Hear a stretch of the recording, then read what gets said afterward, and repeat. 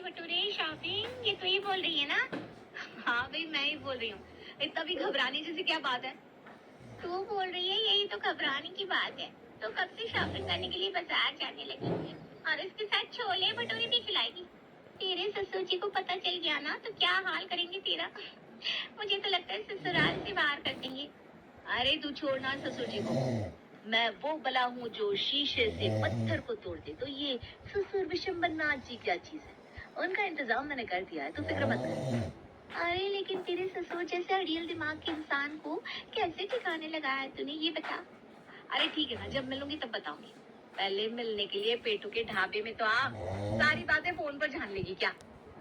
गरिमा के इतना कहने पर पिंकी कुछ ही देर में तैयार होकर पेटू के ढाबे की ओर निकल जाती है, जहाँ पर गरिमा सच सबर कर पहले से उसका इंतजार करती दिखाई देती है। तू तो सच में आ गई यार।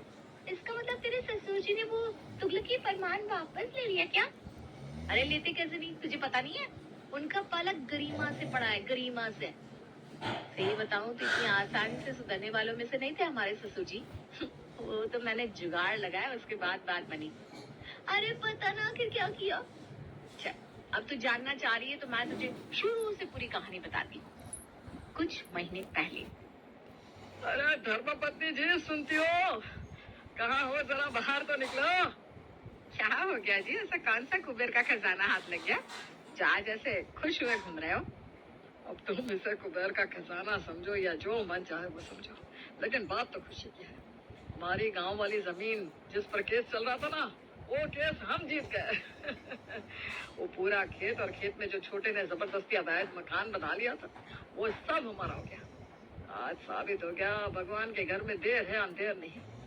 अरे वाह, ये तो बहुत अच्छी खबर सुनाई जी आपने। आज के समय में अपने पास जमीन हो, इससे बड़ी पूंजी और कुछ भी नहीं है। बाजार में देख रहे हैं ना कितना मिलावटी सामान बिक रहा है। गेहूं, चीनी, चावल सब में आग लगी है। अपनी जमीन होगी तो हम भी अपने बच्चों के लिए थोड़ा बहुत अन्न बो देंगे। कम से कम शुद्ध खाना तो मिलेगा। हाँ भाग्यवान। अब ये खेती बाड़ी तो हमारे लिए काला अक्षर भैंस बराबर है। यही सोचकर संतोष था कि चलो परिवार की जमीन है, किसी के तो काम आ रही है। लेकिन कौन जानता था कि एक दिन उसी के मन में बेईमानी आ जाएगी और वो हमारी जमीन को हड़पने की कोशिश करेगा। अरे छोड़िए ना पुरानी बातों को, क्यों मन से लगाते हैं? हमारी जमीन अन्न उगाने के काम ना भी आए तो कल को बुरे वक्त में बच्चों के काम तो आएगी ही। राधा और विशंबर के बीच हुई बातें आई गई हो गई, लेकिन विधाता को शायद कुछ और ही मंजूर था। जमीन का केस जीतने के महीने भर के भीतर ही विशंबर नाथ की पत्नी राधा भगवान को प्यारी हो गई और विशंबर नाथ पत्नी के बिना दुनिया में अकेले रह गए। बाबूजी, महंगाई देख रहे हैं आप? आसमान छू रही है। आटा, चीनी, चावल सबके दाम ऐसे भाग रहे हैं कि थोड़े दिन में तो लग रहा है कि तोले के हिसाब से राशन खरीदना पड़ेगा, और उस पर भी मिलावट ने जीना मुश्किल कर रखा है। क्यों बेटा, क्यों परेशान दिखाई दे रहे हो? बाबूजी, राशन की दुकान पर सामान लेने गया था। अरे पिछले महीने 5,000 में पूरे महीने का राशन आ गया था। इस महीने 8,000 लगे। एक झटके में खर्च 1.5 गुना हो गया और कमाई उसके बढ़ने का तो कोई आसार ही नजर नहीं आता। सेठ से पैसा बढ़ाने की बात करो तो सेठ बड़ी बड़ी आंखें करके दिखाने लगता है। देख बेटा, मेरी पेंशन के भरोसे आखिर कब तक ये घर चलता रहेगा? बात तो यही सच है कि वाकई महंगाई आसमान छू रही है। अब समझ में आता है, तुम्हारी माँ जो कहती थी वो ठीक ही कहती थी। वैसे भी ये उसकी अंतिम इच्छा थी, इसलिए मैंने सोच लिया है कि मैं अब अपनी पत्नी राधा की अंतिम इच्छा को पूरा करूंगा। इच्छा? कैसी इच्छा? मैं कुछ समझा नहीं। अरे बेटा, तेरी माँ की इच्छा थी कि हम लोग गांव वाली जमीन में अपना खुद का अन्न उपजाएं और शुद्ध और ताज़ा भोजन खाएं। पैसों की भी बचत होगी और ये बाजार की मिलावट से भी बचाव हो जाएगा। कैसी बात करते हैं बाबूजी आप? अरे ऐसी कितनी जमीन है आपके पास कि आप सब कुछ घर भी उगा लेंगे? चाहे जितनी कोशिश कर लीजिए, बाजार पर निर्भर तो हमें रहना ही पड़ेगा। तो मैंने जो कह दिया सो कह दिया। मेरी बात समझ लो, पत्थर की लकीर है। तुम चाहे नौकरी छोड़ो या करो, लेकिन अब मैं 1 रुपया भी बाहर से राशन खरीदने के लिए इस घर में किसी को नहीं देने वाला। आखिर कब तक रहोगे इस किराए के मकान में? मकान मालिक से बात करके अगले ही महीने मकान खाली करो और खेतों में जो अपना मकान बना हुआ है वहाँ सामान लेकर चलो। Get top kitchen deals on Meesho. Download now. ऐसी बात कर रहे हैं आप? यहाँ शहर में अपना घर छोड़कर गांव में क्या करने जाएंगे हम? और वैसे भी रोजगार तो शहर में है, गांव में रहकर क्या मिलेगा हमें? एक बात बताओ बबू, तेरे इस रमेश को रोजगार की जरूरत क्यों है? ये जो अगर वो राशन अपनी जमीन पर वो खुद उगा लेंगे, जरूरत नहीं है। और तेरे कौन से भी बच्चे हो गए हैं जिन्हें स्कूल कॉलेज जाने में दिक्कत आएगी? बाबूजी तो यार ही नहीं थे। सुनते हैं जी, अब ये क्या नई रट लगा ली है तुम्हारे बाबूजी ने? मुझे ऐसा लगता है कि अम्मा जी के जाने के बाद ना थोड़ा सा दिमाग चला गया है बाबूजी का। चलिए मान लिया ये सिर्फ गेहूं चावल से जीवन चल जाएगा। चीनी, तेल, सब्जी, भाजी, फल, फ्रूट, आखिर किस चीज की जरूरत नहीं होती? इतना सब कुछ खेत में उगाने के ना तो हमारे पास जमीन है और ना ही। ये तो अब वो जाकर ही रहेंगे। कुछ ही दिनों में शहर का अपना किराए का मकान खाली करके उसके मकान में शिफ्ट हो गए थे। बेटा मैं तो सोच सोच के इतना खुश हो रहा हूँ कि हरे भरे खेतों के बीच में अपना मकान होगा। जो ठंडी पड़ेगी। शहर में इसी में सो कर सारी हड्डी जोड़ गल गए हैं हमारे तो। बिल्कुल ठीक कह रहे हो बाबूजी आप। एसी तो क्या, इस मकान में पंखा चलाने का भी मौका नहीं मिलेगा आपको, क्योंकि बाबूजी पंखा, एसी, कूलर सबको चलाने के लिए बिजली की जरूरत होती है। और आपकी जानकारी के लिए बता दूं, हमारे खेतों में अभी तक बिजली नहीं आई है। सुनिए जी, मैं इस भूत बंगले में नहीं रहने वाली। आज ही जाकर बिजली का कनेक्शन लगाइए। आप लोगों ने मुझे समझ क्या रखा है? लालटेन में जीवन बिताएंगे क्या अब हम लोग? बेटा बिजली का कनेक्शन की बात करने के लिए रमेश तो बाजार चला गया। तो ऐसा कर, तब तक खेत को तैयार कर, फिर कल बीज मंगवा लेते हैं। अभी तो थोड़े दिनों में फसल खाने लायक होगी। बाबूजी मजदूरों को बुलाकर पूरे खेत की साफ सफाई करवा कर गुड़ाई करवा दी है मैंने। अब आप थोड़े पैसे दे दीजिए, मैं बाजार जाकर बीज ले आती हूँ, तभी तो खेत तैयार होगा ना। बहू की बात सुनकर ससुर जी ने अपने लॉकर में से कुछ पैसे निकाले और बहू के हाथ में रख दिए। हाँ हाँ, ये ले बेटा, गेहूं चावल सबके थोड़े थोड़े बीज ले आना। मुझे तो एक बात समझ में नहीं आ रही कि जब तक ये चावल, गेहूं और टमाटर उगेंगे, तब तक क्या हम लोग भूख हड़ताल पर रहने वाले हैं? ऐसा करती हूँ, सबसे पहले घर के लिए थोड़ा राशन खरीद लेती हूँ और बचे हुए पैसों से थोड़े बहुत बीज खरीद लूंगी। जो होगा बाद में देखा जाएगा। गरिमा बाबूजी के दिए हुए पैसों से थोड़ा थोड़ा राशन खरीद लेती है और थोड़े से बीज लाकर खेतों में डाल देती है। कुछ दिनों तक तो गरिमा के लाए हुए राशन से घर का खर्च चलता रहता है और इधर बीजों में से पौधे निकलने शुरू हो गए थे।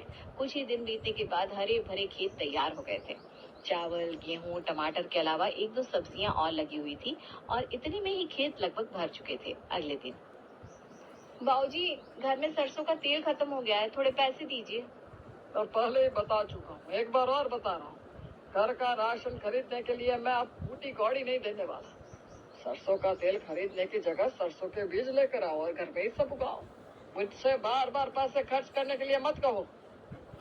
अरे तुम्हारे बाबूजी थोड़ा कम समझते हैं क्या? मुझसे कह रहे कुछ भी खरीदने के लिए पैसा नहीं देंगे। तुम ही बताओ, अब तेल क्या मैं खेत में उगाऊं?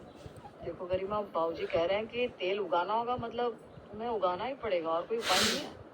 आपने भांग चाट रखी है क्या, जो ऐसी बहकी बहकी बातें कर रहे हैं?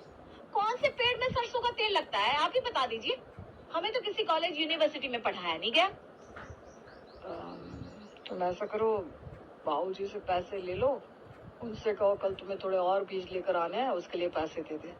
अब से तुम तेल घर में ही उगाओगी।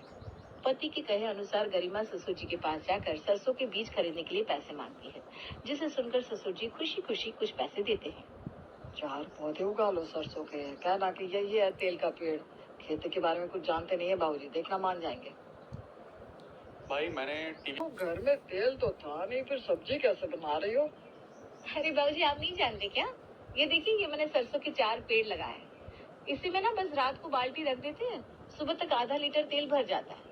4 पेड़ है ना, इसी से 2 लीटर तेल निकल आया था। उसी तेल से खाना बन रहा है। क्या बात कर रही हो बहू, इसी पेड़ में से तेल निकलता है? हाँ बाबूजी, तेल तो इसी पेड़ से निकलता है, लेकिन आप उसके सामने मत पड़िएगा। वो क्या है ना, सरसों का पौधा बहुत जल्दी नजर मान जाता है, मुरझा जाएगा तो हमारा कितना नुकसान होगा। अच्छा अच्छा, ऐसी बात है, ठीक है। तुम्हारे तेल के पेड़ के सामने नहीं पड़ेंगे हम। बाबूजी मैंने सोच लिया, घर में चीनी का भी ना बहुत खर्चा है। अब से मैं चीनी भी घर में ही उगाने वाली हूँ। आप बस थोड़ा बीज के लिए पैसा दे दीजिए ना, उसके बीज थोड़े महंगे आते हैं। हाँ हाँ बेटा, क्यों नहीं, बीज लाने के लिए कोई मनाही थोड़ी ना है। ये लो, बाजार जाकर 2 किलो चीनी ले आओ। तुम्हारे बाबूजी ने चीनी के बीज के लिए पैसे दिए थे। अब तुम ही सोचो, चीनी का पेड़ कैसे उगाओगे? जैसे हमने पेड़ में से तेल निकाला, वैसे ही चीनी भी निकालेंगे। टेंशन क्यों लेती हो? घर गृहस्थी जैसे चल रही थी वैसे ही आगे भी चलती रहेगी। पिताजी की बातों का बुरा मत माना करो। एक दिन बाबूजी खेतों में पानी डाल रहे थे, तभी उनकी नजर टमाटर के पौधे पर पड़ती है। अरे बहू इधर आओ जरा, ऐसा कैसे हो सकता है? 2-3 दिन से देख रहे हैं हम इस पौधे में 2-3 बस ये हरे हरे टमाटर दिखाई देते हैं, और तुम तो रोजाना टमाटर वाली सब्जी बना रही हो। भाई जब खेत में अपना टमाटर निकल ही नहीं रहा तो तुम इस्तेमाल कैसे कर रही हो? क्या बाबूजी आप भी, मैंने आपको बताया था ना, फसल को इस तरह से नजर नहीं लगाई जाती। और ये टमाटर दिन में थोड़ी ना निकलते हैं, रात में निकलते हैं। सुबह 5 बजे उठकर तोड़कर इन्हें फ्रिज में रख देती हूँ। किसी की नजर में आने से पहले ही सब्जी तोड़कर खेत से हटानी होती है। इस 2-3 टमाटर में तो शायद कोई रोग लग गया है जो ये पक नहीं पा रहे हैं।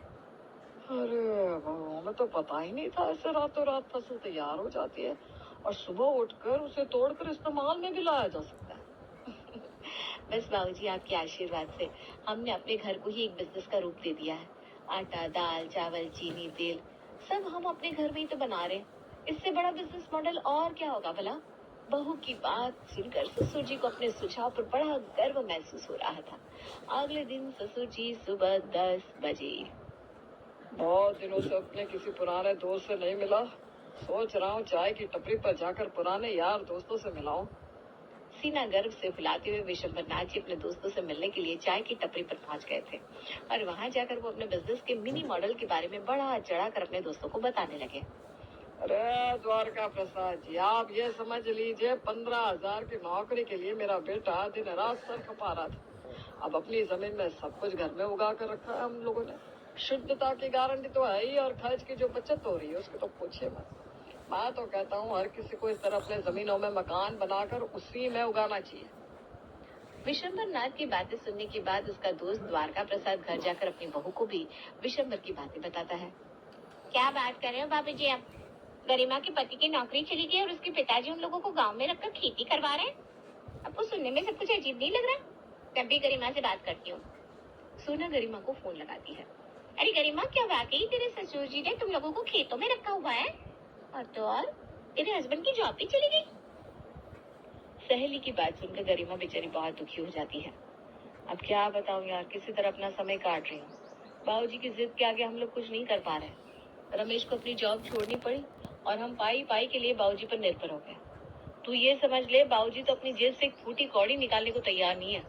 बस किसी तरह झूठ सच बोलकर कहानी सुनाकर अपना घर चला रही।